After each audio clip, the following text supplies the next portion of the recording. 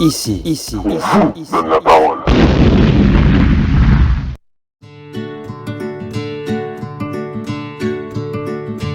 Au bord de la mer. C'est la fin de l'automne. Oula, oulala. Et qui je vois? Qui? Alors, Anton, un auteur de comédie, non. Un petit, ce serait génial. Ah, dis-moi, est-ce qu'il y a des éléments de comédie? De comédie? La profondeur, la psychologie des personnages, ces trucs-là. Dans la première partie de la pièce, on a Margot. Ça va, c'est assez simple. Puis tout le monde meurt à la fin. Ah non, pas tout le monde, juste Margot.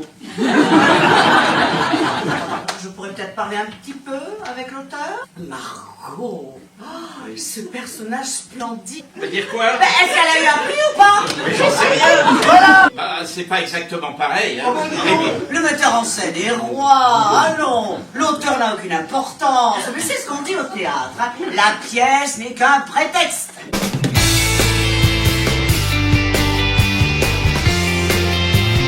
Bonjour à toutes et à toutes, bienvenue sur Artop, les artistes sont sympas.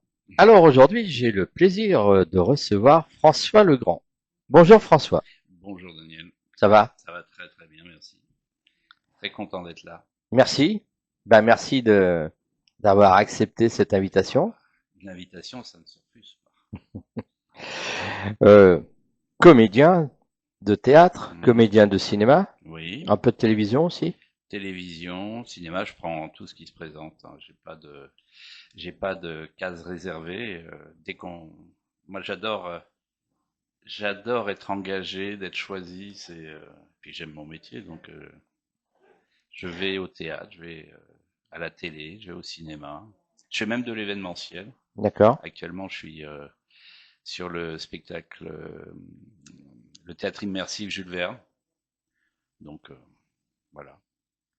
Alors comment est née cette vocation pour la scène? Ouf. Comment tu deviens comédien? Alors, comment je deviens comédien? Bah, je dirais un peu par hasard, d'une certaine manière par hasard. Alors maintenant, je dirais que j'avais ça en moi, mais au départ, je le savais pas. Il se trouve que dans ma famille, mon père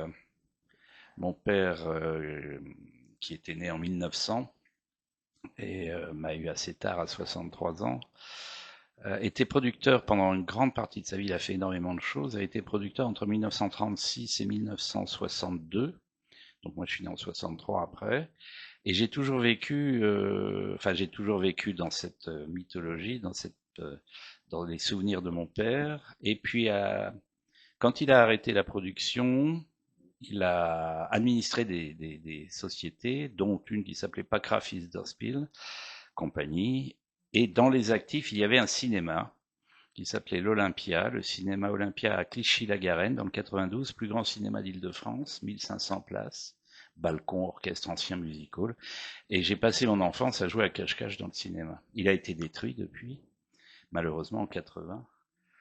Et d'ailleurs, l'anecdote, c'est que quand mes enfants ont eu besoin d'aller voir un orthodontiste, j'habite Paris et notre dentiste nous donne une adresse à Clichy-la-Garenne.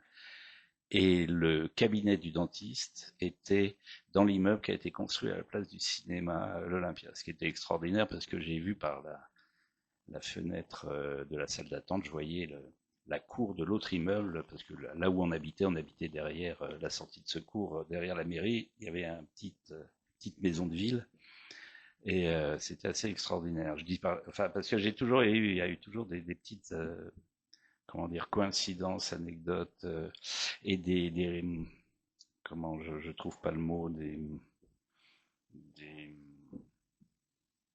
aide-moi s'il te plaît, Daniel. Tu sais, quand tu fais des choses et qui se répètent et c'est une coïncidence, vraiment. Ah oui, des coïncidences, Ouais, oui. ça doit être ça. Le hasard. Le hasard. Voilà. Donc, enfin bon, je digresse beaucoup. Et j'ai arrêté mes études assez tôt, à l'âge de 17 ans, mais je dis ça parce que mon père était dans le milieu du cinéma, mais j'avais pas d'envie particulière d'être comédien.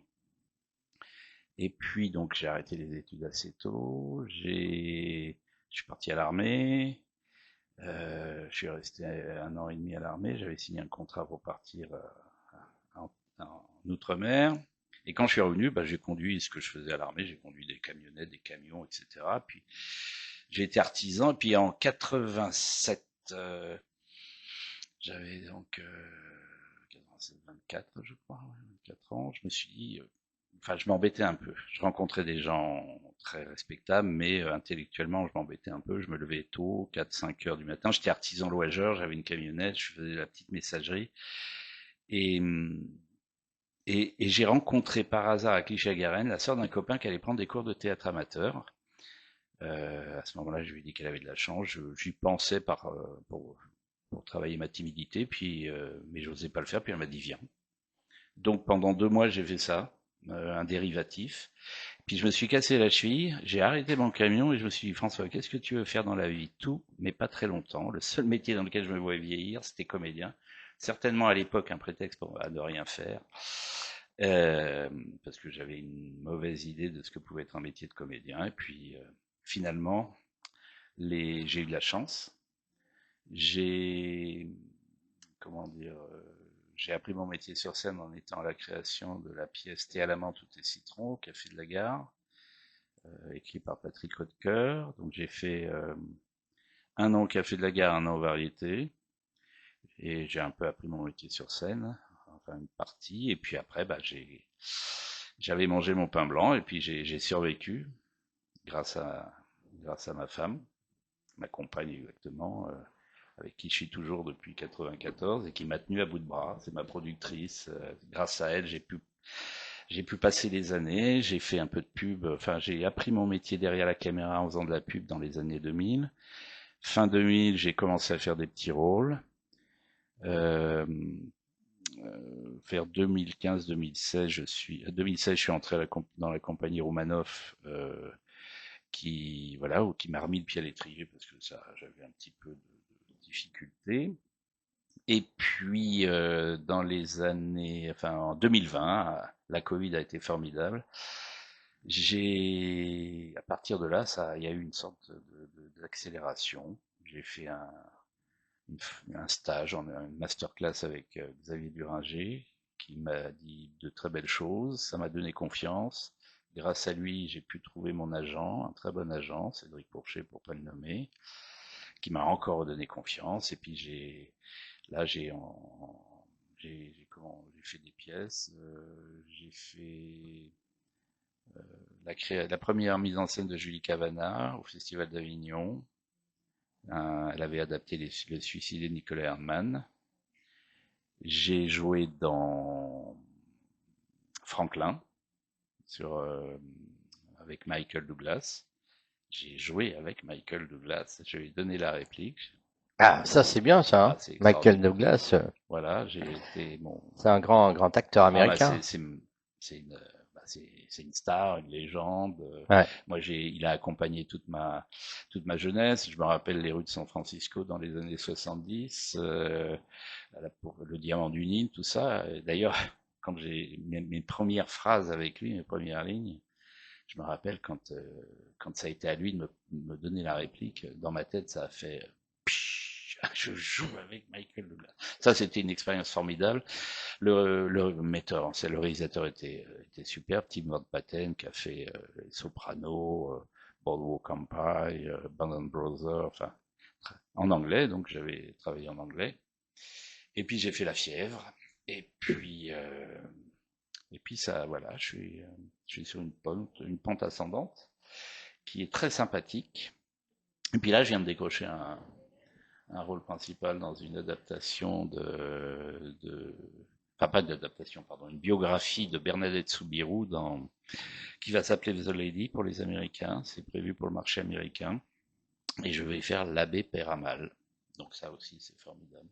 Tout va bien. Je suis content.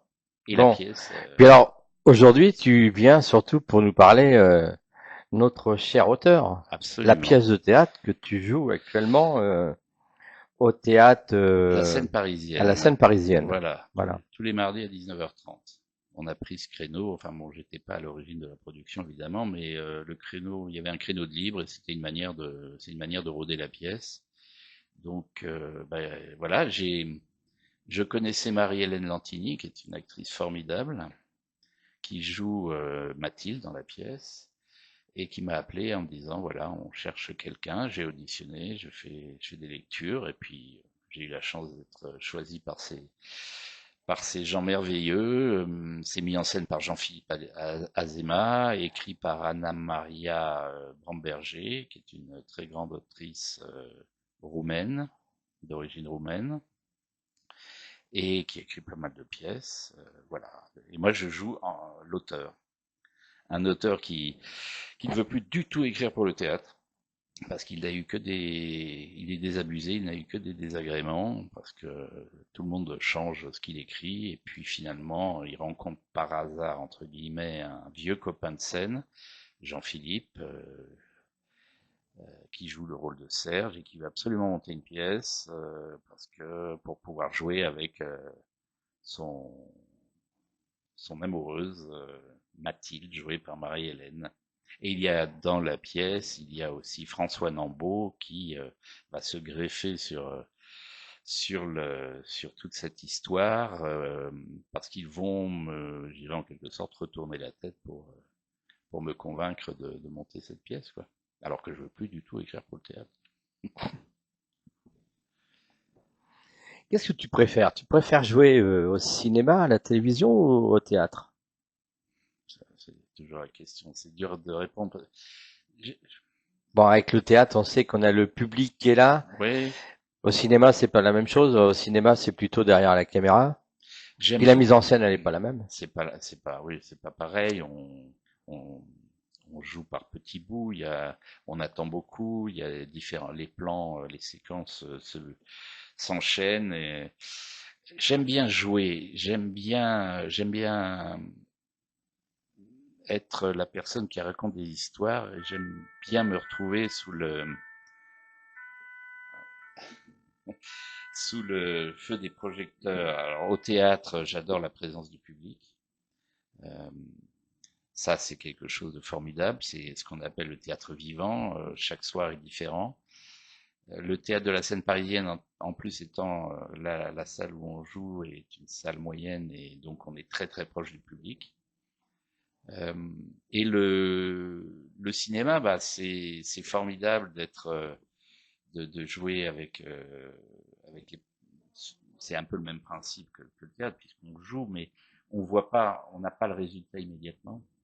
Et puis, ce qui est très agréable, c'est au théâtre, on doit porter la voix, on doit être très, comment dire, il y a une présence qui est plus, ce que je dis là, c'est un petit peu délicat parce que la présence, elle doit être tout le temps là, mais je veux dire, comme on porte un peu la voix, on parle pour les gens dans le public, dans la salle, avec le cinéma, on a des micros, donc on peut plus se permettre de jouer dans les nuances. Et c'est un exercice différent, mais moi j'aime bien toutes les parties, honnêtement. Et la télé, ça permet comme j'ai joué dans Franklin ou La Fièvre, on joue dans des séries qui ont plusieurs épisodes, donc il y a une continuité. J'aime beaucoup. Y a-t-il un rôle qui a marqué en tournant dans ta carrière?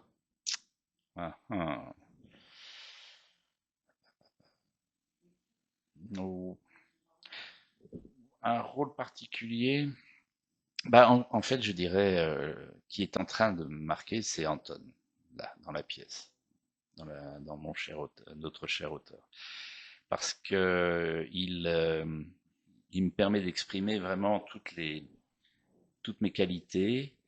Et j'adore quand je joue avec des partenaires, j'adore être dans l'écoute, j'adore être dans la réaction. Et ce personnage est parfait. Et il arrive à un moment formidable dans ma carrière, parce que à l'âge que j'ai, tout à fait respectable, je suis encore jeune, n'est-ce pas? Je dis souvent d'ailleurs que J'ai fait le calcul, on a 1 an d'écart. Voilà. Je vais avoir 63 ans, là, en juin, et je dis souvent que je ne suis pas encore né parce que je n'ai pas l'âge qu'avait mon père quand je suis né. Et c'est un âge assez, je pense que je me demande comment je vais me ressentir quand je vais avoir ces 63 ans, mais je dirais que je suis un jeune comédien encore, en devenir. Et là, je profite pleinement de toute l'expérience que j'ai acquis au fil du temps. Là, depuis 3 ans, je travaille le clown. Le clown, c'est un art, c'est un art formidable, très très difficile. Et là, j'ai pu confirmer certaines choses, le fait que j'ai la capacité de faire rire les gens sans rien faire. Ça m'a toujours plu parce que c'est un peu, je reviens à ce que je disais tout à l'heure, le métier de comédien, un prétexte à ne rien faire, alors que c'est tout à fait faux, hein, c'est un travail énorme. Mais à l'époque, je me disais, si je sors en soirée et qu'on me demande qu'est-ce que tu veux faire, si je dis que je suis comédien, bah, ça passait. Mais oui, j'adore, en fait, j'adore ne rien faire sur scène. C'est un peu caricatural ce que je dis, et juste avec des regards, avec des attitudes, faire rire les gens. Ça, c'est quelque chose de merveilleux. Euh, donc, le rôle d'Anton pour moi, est formidable. Et sinon, ce qui a marqué, surtout, après, je dirais que la Covid a été pour moi quelque chose d'assez important et essentiel. J'ai quitté un ancien agent, j'ai rencontré Xavier Duringer. Grâce à lui, j'ai eu ce nouvel agent, Cédric, et ça a été comme un décollage. Et donc, le rôle actuellement que je joue, mais aussi les rencontres. Disons que la Covid m'a obligé à me donner un coup de pied au cul pour avancer. Et puis après, ça s'est enchaîné. Donc ce rôle-là était important. Et évidemment, bah après, mais tous les rôles sont importants. Finalement, chaque fois que je suis choisi, je me sens important. Donc, j'essaye de donner le meilleur et d'être le plus proche du personnage à chaque fois. Alors, le théâtre est un art collectif. Quelle importance accordes-tu à la troupe et à la mise en scène? Énormément d'importance. Déjà, je dis souvent que moi, je suis un instrument. Je me mets au service du metteur en scène. Je dis souvent cette expression quand je discute avec des réalisateurs, que j'enlève mon cerveau, le réalisateur met son cerveau à la place du mien et j'essaye de faire ce qu'il me demande. L'art est difficile, n'est-ce pas? Et déjà être un bon artisan, un bon professionnel, un bon acteur, enfin d'essayer d'être le meilleur acteur possible et le meilleur instrument possible au service du projet. Donc je m'appuie énormément sur les metteurs en scène et je compte sur eux. Et ma force de proposition, elle est à travers le cadre qu'on me propose. Et sinon, les rapports avec mes partenaires, la troupe, j'ai toujours aimé travailler avec les autres. Quand je joue, j'aime essayer au maximum dans l'échange avec mon partenaire, de valoriser mon partenaire, le personnage qu'il interprète, et d'être dans l'écoute. C'est-à-dire que je conçois pas, sauf à être sur un seul en scène, bien sûr, que j'aimerais beaucoup faire d'ailleurs, mais je ne conçois pas, je ne pense pas en tout cas être un comédien qui joue pour soi et qui pense à soi et qui prend la lumière. Moi, j'aime le projet collectif. J'ai toujours dit à mes gamins, qui ont maintenant 25 et 29, que le collectif est très important et que l'individu est toujours, n'existe que grâce au collectif, au groupe. Le groupe permet à l'individu d'exister parce qu'il le met en avant, et l'individu n'existe pas s'il n'y a pas de groupe. Sinon, ça le permet le groupe existe grâce à l'individu, et l'individu existe grâce au groupe. Là, je me perds un peu dans tous les trucs, mais c'est un peu ça. C'est-à-dire que quand les gens disent, j'entends certaines personnes dire j'ai réussi tout seul, bah non, on réussit grâce aux autres. Ce sont les autres qui vous permettent d'avancer. On peut s'illusionner, on peut avoir l'impression, ça n'enlève rien à l'individu, à nous, bien sûr, tous les efforts qu'on fait, mais le groupe, la troupe est très importante. Et pour finir ce que je dis, la pièce que je joue actuellement, avec Marie-Hélène Lantini, avec Jean-Philippe Azéma, François Nambreau, mis en scène par Jean-Philippe, et même l'autrice, Anna-Maria Bamberger, pour moi c'est très important, on a une très bonne entente, on est sur la même longueur d'onde, c'est un plaisir d'être ensemble, et ça fait plaisir de retrouver des collègues, quoi, en fait, d'une certaine manière, qui peuvent devenir des amis. Quels sont les auteurs, les metteurs en scène avec qui tu n'as pas travaillé et avec qui tu aurais bien aimé travailler? Ah bah, tout de suite, là, il y en a un, c'est Jean-Philippe Daguerre. J'ai eu la chance de faire des stages avec lui. Et j'ai fait 2 stages avec lui sur des pièces. Et c'est quelqu'un pour qui j'ai beaucoup d'admiration, que je trouve formidable, un auteur extraordinaire, un homme de troupe, un directeur d'acteurs formidable, beaucoup d'humanité, gentil, un chic type, quoi. Vraiment un chic type. Et puis il écrit des pièces formidables qui sont remplies d'humanité, qui transpirent l'humanité. Il sait prendre chez les gens la meilleure partie et pour exprimer leurs sentiments. Voilà, j'aimerais beaucoup travailler avec lui. Sinon, bon, ça me semble actuellement peut-être un petit peu plus inabordable, mais j'aime beaucoup Wajdi Mouawad. Je suis admiratif de son écriture et de ses spectacles. Il y a bientôt 20 ans, j'ai repris des études et donc j'avais fait un DAEU, puis validé les acquis et fait un master pro. Et dans le cadre de ces études, j'avais été voir un spectacle, on avait été voir 2 spectacles de lui, je crois que c'est Incendie, et puis Seul. Et voilà, c'est un des rares qui m'ait fait pleurer à la fin, tellement c'était beau, quoi, de beauté, c'est magnifique. J'aimerais beaucoup jouer avec lui. Et sinon, tous ceux qui veulent bien travailler avec moi, j'aime bien tout le monde. Moi, dès qu'on m'appelle et qu'on me dit c'est toi, je suis ravi. Je me sens valorisé. Comment prépares-tu un personnage? Alors, en fait, comme j'ai appris sur scène, j'ai fait 1 an de cours à l'EDA. C'était l'école d'Yves Pignot à l'époque, mais c'était à la fin du cycle. Et puis j'ai fait 1 an. J'ai un peu dégrossi, mais je peux pas dire que j'ai appris une technique. C'est l'expérience et les années qui ont fait que j'ai la chance à la base de jouer juste, sans prétention, hein, et d'avoir une intelligence du texte, enfin de sentir instinctivement, sans trop comprendre pourquoi quelquefois, même souvent d'ailleurs, mais j'ai un instinct assez sûr. Avec le temps, l'âge, je dirais que je me laisse j'apprends le texte. Bon, ça a l'air bête à dire, mais déjà je sais mon texte.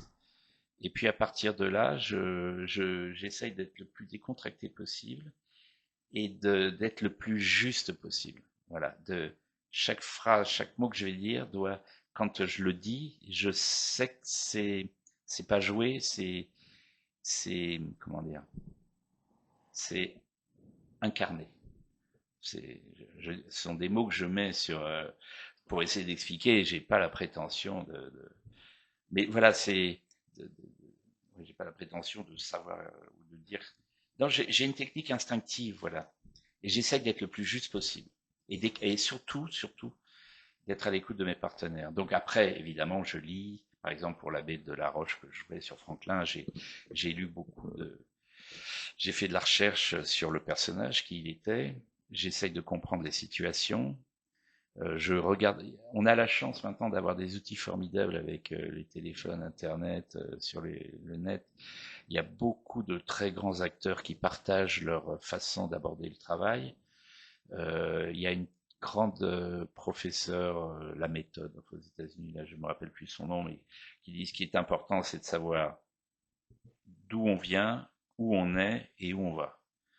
J'essaye d'être le plus simple possible. J'ai pas cette capacité à bien analyser les choses, à bien comprendre et décortiquer. J'essaye d'être le plus juste possible, et c'est pour ça que j'ai énormément besoin du metteur en scène. C'est lui qui me guide. Je dis souvent, dans les années 90, au début, j'avais fait un stage avec des Russes du studio d'art de Moscou, et j'avais aimé leur façon de travailler, et j'ai toujours visualisé cette manière de travailler comme, vous savez, tu sais, excuse-moi. Dans les jardins d'enfants, avant, il y avait des jeux où c'était une sorte de cube avec des tuyaux qui passaient, enfin, un peu comme un cubicube, un rubicube.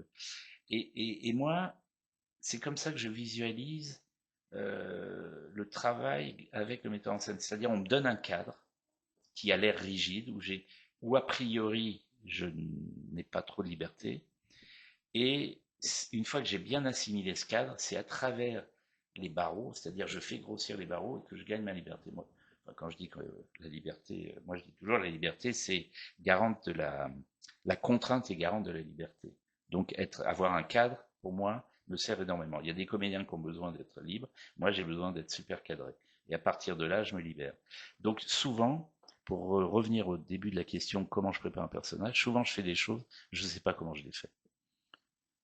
Mais voilà, c'est instinctif. Mais ça vient de mon parcours, parce que j'ai pas eu la chance l'opportunité de faire des académies ou des grandes écoles. J'ai appris sur scène, et puis j'ai lu, et puis je me suis intéressé, et puis je regarde autour de moi. C'est pour ça que je dis que le collectif, le groupe est important. Je me nourris beaucoup de mes partenaires. Alors pendant longtemps, je me suis contenté de ça, ce qui était un petit peu c'était finalement à la base un peu égoïste parce que ça voulait dire je pensais à moi. Et puis depuis quelques années, je propose aussi, mais à travers toujours cet échange, je me suis rendu compte que j'avais quelques qualités et que je pouvais aussi proposer. Quels sont les auteurs qui t'inspirent le plus? Il y en a beaucoup? J'aime beaucoup les auteurs, j'ai toujours aimé lire des pièces russes. J'adore Molière. Ouais. Molière est extraordinaire. J'ai eu la chance, grâce à la compagnie Colette Roumanoff, de pouvoir jouer les premiers rôles de Molière. J'ai joué Argan dans Le Malade imaginaire, Arnolphe dans L'École des femmes, Maître Jacques dans l'Avare, qui n'est pas un premier rôle, mais qui est un rôle très marquant. Et la langue de Molière est extraordinaire. En fait, tout est écrit déjà. Il suffit de l'interpréter. C'est pour ça que je dis que moi, j'ai toujours aimé ça. C'est-à-dire, j'apprends le texte et je me dis toujours, plutôt que de changer une phrase ou un mot, comment moi je peux me démerder pour faire ça. Donc j'aime bien Molière, j'aime bien les auteurs russes. J'aime les auteurs anglais. J'aime bien tout le monde. J'aime bien tout le monde. As-tu un rôle que tu n'as jamais réalisé, que tu rêves de faire? Wow. Un rôle particulier Que tu n'as pas joué ni au théâtre, ni au cinéma, ni à la télé? Un rôle que tu n'as jamais fait, que tu aimerais bien faire? Un genre ou un rôle particulier? Un rôle particulier, ouais. Honnêtement, non, j'ai pas en tête. Non. Comme je disais, j'aime bien tous les rôles, tous ceux qu'on me propose. Alors, avec l'ambition, j'aime bien jouer les premiers rôles, j'aime bien avoir du texte, mais j'aime bien tous les rôles. Peut-être j'ai une bonne bouille et que je fais rire, j'aimerais bien jouer peut-être un peu plus de drame, un peu plus de salaud entre guillemets, un peu plus mais encore une fois, je suis ravi de la classe. Tu disais tout à l'heure que tu faisais le clown, que tu faisais rire sans rien faire. Oui, j'adore ça. C'est-à-dire que tu fais Là, j'arrive sur scène, je me pose, puis on attend. Là, ah oui, c'est au théâtre. Ah, au théâtre. C'est pas au cirque. Non, c'est c'est au théâtre. Non, en fait, j'apprends l'art du clown, mais j'ai pas de prétention comme faire un spectacle. Peut-être un jour si ça vient, mais comme je disais que j'ai pas pris beaucoup de cours de théâtre. En fait, là, depuis 3 ans, je travaille avec le Théâtre du Faune, Fred Robb, qui est extraordinaire, qui est un très bon pédagogue, et ce qui est très difficile, moi j'ai toujours beaucoup trop pensé, l'art du clown, enfin le clown c'est dans l'instant. Je veux dire, il y a beaucoup de subtilité, mais c'est très présent, il faut réagir. Action-réaction, en gros, hein, je caricature un peu. Il faut pas trop penser, même pas du tout. Il faut proposer et aller toujours plus haut. Pour moi, ça a été un très bon exercice. Et après, le clown permet de faire énormément de choses. Le nez, on se met un nez, là, d'ailleurs le micro, c'est ça, c'est extraordinaire. On met un nez et on fait tout, on a le droit à tout faire. Le clown, il peut tout faire.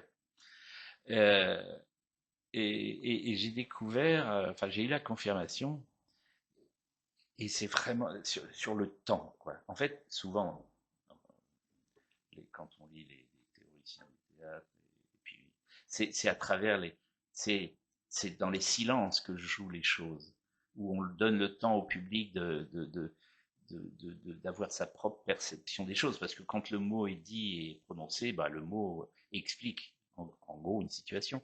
Donc c'est dans les entre deux phrases, entre deux mots qu'on peut faire les choses. Et avec le clown, là j'avais expérimenté ça, on faisait un travail d'écriture plateau, j'avais adoré, je m'étais enregistré une petite bande son avec un son d'horloge qui passe, un tic-tac. Je me suis assis avec un appareil photo, enfin comme quelqu'un qui voulait prendre une photo. Et je suis resté au moins 2-3 minutes sans rien faire. Et ce qui est formidable, c'est que si on y arrive bien, par un petit mouvement de sourcil, un regard, une intensité, le public peut rigoler. Parce qu'il est à l'écoute, on lui laisse le champ libre de l'imagination, et des situations simples deviennent drôles. Et ça, bon, j'ai une capacité à pouvoir faire ça, et ça j'adore. C'est vraiment. Et le clown m'aide énormément dans mon métier. Ça m'a aidé là dans la pièce que je suis en train de jouer. Ça m'aide partout. C'est formidable. Alors, cette pièce, elle se joue jusqu'à quand? Alors, on joue À la scène parisienne? à la scène parisienne, on joue jusqu'au 28 avril, D'accord, tous les mardis à 19h30, sauf le 3 et le 31 mars. d'accord. Voilà. Et après, on espère aller dans un autre théâtre. Quels sont tes projets pour les mois à venir, à part cette pièce de théâtre? Alors, comme je te dis, là, j'ai un tournage qui se prépare sur le biopic de Bernadette Soubirous, une production américaine pour le marché américain, un long métrage. Qui va se tourner où? Qui se tourne à côté de la grotte de Lourdes, D'accord, mais pas à Lourdes même parce qu'il y a des pèlerinages, etc. Et l'abbé Pellerade que je vais interpréter est l'abbé qui l'a soutenu. d'accord. C'est-à-dire que c'est un personnage qui, ça se passe donc le Bernadette Soubirous, c'est 1850, entre 50 et 60, 1858. Elle a dû voir l'expression fait toujours rire, elle a vu la Vierge, l'apparition de l'Immaculée Conception pendant une douzaine de fois peut-être à peu près. Je suis en train de lire les documents, donc ma mémoire est encore fraîche. Et il était un peu en perte de foi, et au début il a douté de cette jeune fille, et puis devant la volonté, devant la comment dire, je trouve pas le mot non plus, la volonté de cette jeune femme, il va de cette jeune fille, parce qu'elle était très jeune, il va la soutenir, c'est lui qui va être à l'origine de la construction, enfin, il va lancer la construction de l'église au-dessus de la grotte. Voilà. Je pensais à une chose. Oui, la volonté de cette jeune femme. Donc je vais tourner le tournage commence fin mars. Et puis là, ils sont en train de faire le plan de travail, donc je vais savoir ça. J'en saurai plus tard. Et en anglais. Et en anglais? Et en anglais. Ah, yes. Bien. Yes. Bon, j'espère que t'es meilleur que moi en anglais, mais moi je suis très mauvais. Bon, l'important c'est comme voilà. Après, il y a des doubleurs. Oui, non, mais là, non. Ah non, là, tu vas faire le rôle en non, anglais. mais je joue, Ah oui. je parle en anglais. D'accord. Même avec mon bel accent, qui n'est pas celui de Maurice Chevalier, mais on sent bien que je suis français. Bah, bien sûr. Et ça, c'est formidable. Là, ça fait 2 semaines que je sais ça. Et puis après, préparer l'avenir. J'aimerais bien faire un seul en scène. T'as déjà préparé en seul en scène? T'as déjà écrit? Non, je suis pas un auteur. J'ai des idées, mais je suis pas. T'as déjà fait de la mise en scène? Non. Non, jamais. Non, je suis pas. C'est pas ma partie. Il y a des gens mieux. Il faut être très sûr de soi, très sûr de soi pour, en tout cas, montrer qu'on est sûr de soi. Donc, moi, je préfère être mis en scène. J'essaye d'être un acteur correct, de bien faire mon métier. Tu as le tract? Alors, je l'ai toujours, mais C'est marrant qu'on parle de ça parce que ça a été très important. J'ai eu l'opportunité il y a 3 ans de faire une petite formation sur la gestion du stress avec un monsieur qui s'appelle Benoît Maréchal. Je le nomme parce qu'il a été très important. Je lui ai dit dernièrement qu'il y a un avant et un après. C'est-à-dire que je vais pas évidemment expliquer ce qu'est le stress parce que c'est compliqué, mais c'est un réflexe que le cerveau a quand il est en position d'angoisse devant une inconnue. Il se met en mode économique et donc le stress, c'est quelque chose qu'on connaît tous. Et j'ai travaillé là-dessus. En fait, c'est un peu comme un coach mental. J'avais toujours un problème de légitimité, etc. Et j'avais cette boule à la poitrine qui m'inquiétait. Et grâce à ce monsieur, en 10 minutes, je ne sais pas comment, j'ai réglé le truc. Ce qui fait que maintenant, je suis sur scène, avec le travail que je fais, avec tout ce que je fais depuis quelques temps. Je suis sur scène, je me pose, je respire. Je lis beaucoup, j'essaye d'apprendre. Je suis un autodidacte, donc je prends beaucoup de choses autour de moi. Et quand je rentre sur scène, j'ai l'inquiétude de me dire est-ce que j'ai bien pouvoir dire mon texte, est-ce que je sais la mise en scène, etc. Mais elle n'est plus, comment dire, castratrice. C'est plus un stress qui fait peur, qui empêche, c'est un stress qui permet juste d'être attentif et d'être concentré. Et ça, c'est très agréable d'arriver à ça, parce que c'est là où on prend le plus de plaisir. Parce qu'une fois que le rideau s'ouvre et qu'on commence, puis il n'y a pas mort d'homme. Je reprends une phrase de Jean-Philippe Daguerre, qui est un homme extraordinaire, un homme de troupe formidable. Il dit, il n'y a pas mort d'homme. Le public, il est là pour vous, il n'est pas là contre vous. Ce sont des petites phrases qui ont l'air de rien, mais comme on est toujours inquiet, on se pose des questions, ces petites ça permet de désamorcer l'angoisse. Et c'est vrai. J'ai une petite anecdote, j'avais des amis qui avaient fait un duo, qui avaient fait un spectacle de sketch de Dubillard, et puis ils avaient demandé à des amis de faire des sketchs. Moi, j'avais jamais fait de ça en scène. Ils m'ont donné un sketch que j'ai appris 2 fois et j'y suis allé. Et je me rappelle, c'était au théâtre Michel Galabru. J'étais derrière le rideau et j'attendais. C'était une caricature. Je voyais l'église pardon. L'aiguille qui défilait, il jouait. Et j'étais derrière le rideau, ça allait être à moi, et je me disais, mais va-t'en pas, mais tu peux pas t'en aller, quel est mon enfin, tout le cauchemar qu'on peut. Et puis à un moment, je me suis dit, bon, François, sois sérieux. En 14-18, les poilus dans les tranchées, qui attendaient le coup de sifflet pour aller en face, ça c'était un petit peu plus stressant, il y avait mort d'homme. Moi, je risquais rien, quoi. Et je suis entré, j'ai vu une lumière, je suis entré, et j'ai commencé à lire le truc, je me suis dit, oh, j'ai oublié mon texte, et puis je suis reparti comme un planeur. Enfin voilà, ça fait partie de toute cette évolution de ces dernières années. Là, je suis un jeune comédien, c'est ce que je dis, là, j'ai bientôt 63, mais ça fait quoi, puis je m'éclate vraiment depuis 6 ans, quoi, depuis le Covid. Merci le Covid, faut prendre les choses positivement. Exactement. Bon, merci beaucoup d'avoir accepté cette interview. Pour finir l'émission, les réseaux sociaux, c'est quoi? François Legrand sur Facebook. Je suis sur Facebook, François Legrand. Je suis sur Instagram, François Legrand Pro. Je suis pas sur les autres réseaux. D'accord. Ils sont trop jeunes pour moi. Moi, je suis trop vieux. Déjà Instagram, comme je le disais tout à l'heure, j'ai eu mon diplôme de Facebook. Et puis ma fille m'a dit, mais tu sais, c'est plutôt Instagram maintenant. Donc bon, je maîtrise Facebook. J'essaye d'aller sur Instagram, j'y suis, j'envoie des petits, mais j'ai toujours du mal à comprendre entre le réel et la story. Enfin, c'est un peu comme avant. C'est-à-dire que les enfants qui sont nés avec les manettes de jeu, ils l'ont dans Nous, on réfléchit.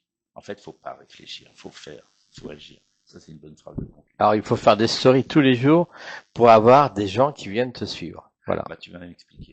Je vais t'expliquer. Voilà. Bon, allez. Merci beaucoup François d'être passé nous voir pour nous parler de cette pièce, cher auteur, qui se joue donc à la Scène Parisienne tous les mardis à 19h30. Exactement. Hein, c'est ça. Oui, voilà. Sauf le 3 et le 31 mars. Sauf le 3 et le 31 mars, c'est pas la peine de venir, ils seront pas là. Il sera pas là. Et voilà. Jusqu'au 28 avril. Voilà. Après, voilà. Scène Parisienne. Voilà. C'est un théâtre qui est au métro Bonne Nouvelle. Ou Grand Boulevard, Grand Boulevard. C'est à côté des Folies Bergères. Oui, c'est à côté des Folies Bergères. Cadet, ouais. Notre-Dame de Lorette. Oui, voilà. Ouais. Ça se retrouve. Voilà, la scène parisienne. Allez voir mon cher auteur avec François Legrand. Merci beaucoup. Je vous souhaite un bon week-end et je vous dis à la semaine prochaine. Bye bye. Merci.